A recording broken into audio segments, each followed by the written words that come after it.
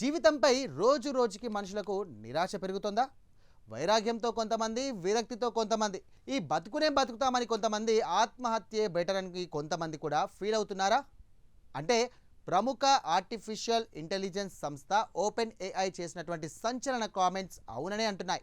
అయితే ఇన్నాళ్లకు మనసులోని ఈ భావోద్వేగాలను పంచుకోవడానికి మనుషులను వెతుక్కునే వాళ్ళు ఇప్పుడు ఓపెన్ ఏఐని ఆశ్రయిస్తున్నారని కూడా ఆ సంస్థ సర్వే తేటతెల్లం చేసింది. తమ చాట్ జీపీటీతో ప్రతి వారం కూడా 10 లక్షల మందికి పైగా యూజర్లు ఆత్మహత్య ఆలోచనల గురించి చర్చిస్తున్నారని చెప్పేసి ఆ సంస్థ పేర్కొనడం ఇప్పుడు ప్రపంచవ్యాప్తంగా కూడా తీవ్ర ఆందోళన రేకెత్తించే అంశంగా మారింది. అయితే సమాచారాన్ని అందించే ఏఐపై ప్రజలు మానసికంగా, భావోద్వేగ పరంగా ఎంతలా ఆధారపడుతున్నారో ఓపెన్ ఏఐ సంస్థ విడుదల చేసినటువంటి డేటా బట్టి స్పష్టమవుతుంది. ఇక ఆ నివేదికలోని అంశాలను చూస్తే షాక్ కలుగుతుంది. ప్రతి వారం చాట్ జీపీటీని వాడే యాక్టివ్ యూజర్లలో 0.15% మంది ఆత్మహత్యకు సంబంధించినటువంటి సంభాషణలు జరుపుతున్నారు. ప్రస్తుతం చాట్ జీపీటీకి వారానికి 800 మిలియన్ల మంది యాక్టివ్ యూజర్లు ఉండగా ఈ లెక్క సూసైడ్కు సంబంధించి సంభాషణలు జరుపుతున్న వారి సంఖ్య 10 లక్షలకు పైగానే ఉంటుంది. ఇక ఇలా ఉండగా ఇంచుమించుగా ఇదే సంఖ్యలో యూజర్లు చాట్ జీపీటీపై తీవ్రమైనటువంటి భావోద్వేగ అనుబంధం పెంచుకుంటున్నారు. దీంతో రోజు రోజుకి లక్షలాది మందితో మానసిక రుగ్మతల లక్షణాలు కూడా కనిపిస్తున్నాయని చెప్పేసి ఓపెన్ ఏఐ సంస్థ పేర్కొంది.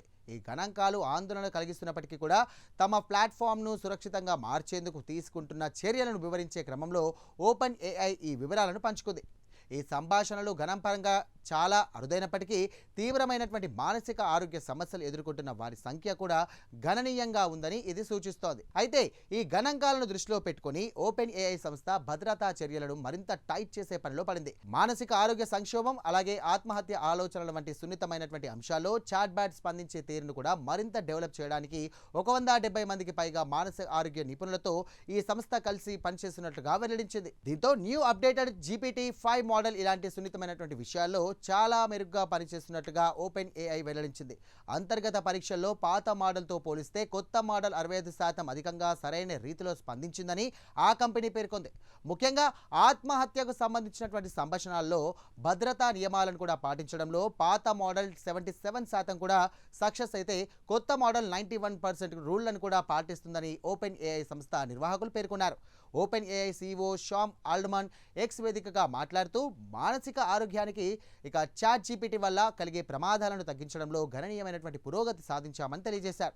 కంపెనీ విడుదల చేసినటువంటి తాజా డేటా ఈ వాదనలకు బలం చేకూరుస్తున్నప్పటికీ ఇక మానవ సహాయానికి బదులు ఎంతమంది యూజర్లు ఏఐ వైపు మొగ్గు చూపుతున్నారనే విషయాన్ని కూడా బయటపెట్టింది. ఇదిలా ఉంటే ఓపెన్ ఏఐలపై ఆత్మహత్యలకు సంబంధించినటువంటి తీవ్ర విమర్శలు వెల్లువెత్తుతున్నాయి. దీంతో ఇది న్యాయపరమైనటువంటి చిక్కులను ఎదుర్కొంటోంది.